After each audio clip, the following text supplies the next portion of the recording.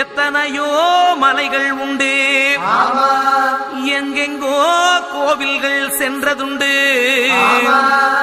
ஆனால் உன்னை போல் ஒரு தெய்வத்தை உலகில் நான் கண்டதில்லையே ஐயப்பா. சுவாமியே சரணம்.